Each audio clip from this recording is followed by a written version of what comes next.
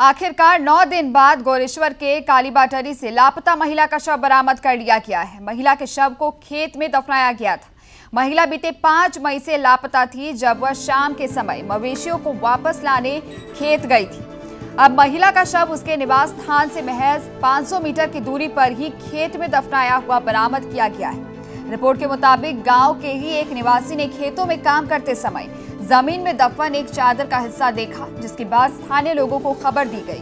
घटना की जानकारी मिलने पर पुलिस ने मौके पर पहुंचकर छानबीन की और शव को बरामद किया। इस मामले में कल्याण राजवंशी नाम के एक व्यक्ति को हिरासत में लेकर पूछताछ की जा रही है। संदेह जताया जा रहा है कि महिला से दुष्कर्म कर उसकी हत्या की गई।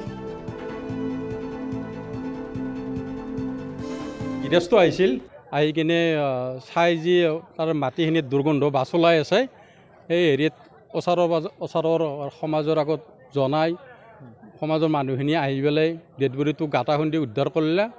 আৰু কল্যাণ ৰাজবংশী নামৰ কাল্পিতজন সঁচাকৈ আজি প্ৰমাণিত হ'ল আৰু তেওঁক উচিত শাস্তি মানে দিব লাগে।